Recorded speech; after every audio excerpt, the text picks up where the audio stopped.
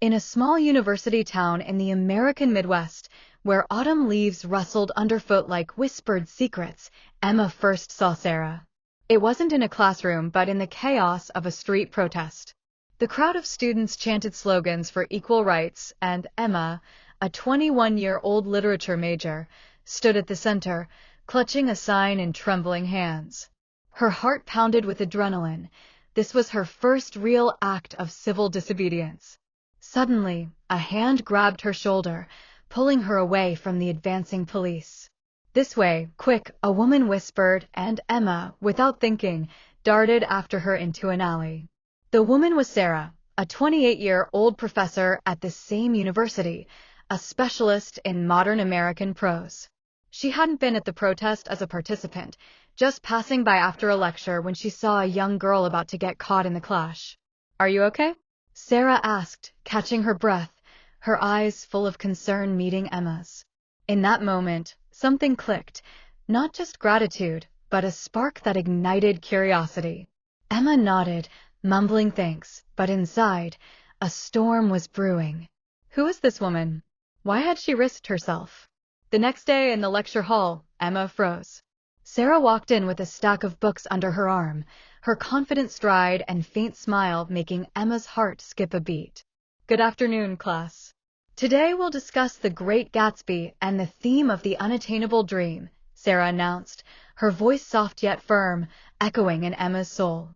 The students sat in the back row, trying not to stare, but every time Sarah posed a question, Emma felt it was meant for her.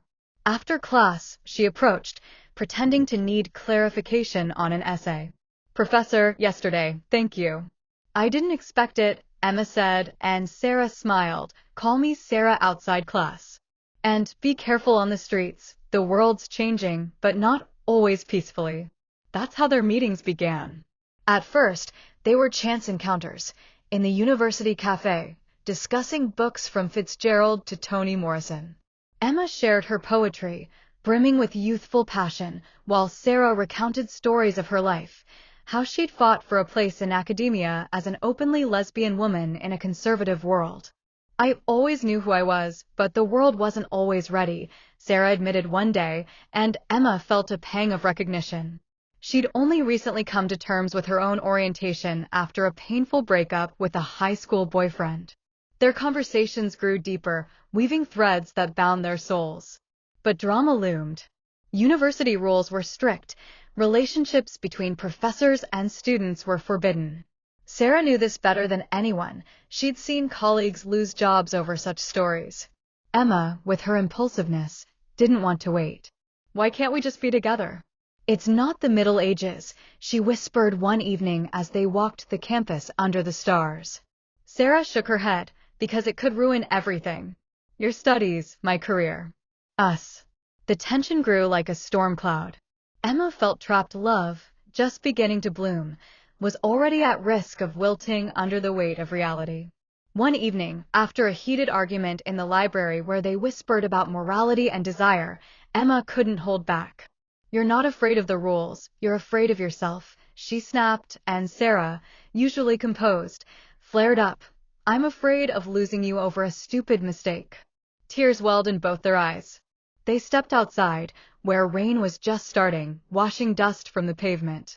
In the silence of that same alley where it all began, Sarah stopped. "Emma, she started, but words failed.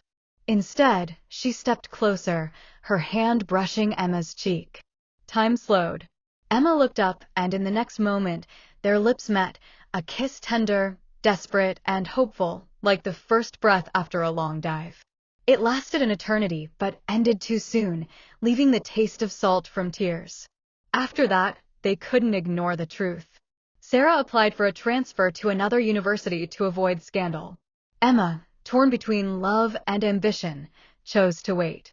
"We'll find a way," she promised, squeezing Sarah's hand. Months of separation followed, filled with letters and secret calls where they shared dreams of a future, a home in New York, travels along the coast. The drama didn't break them, it made them stronger. When Sarah returned to town as a guest, they reunited, free from constraints. Their love, born in the chaos of a protest, blossomed into quiet harmony, a reminder that true connections withstand any storm.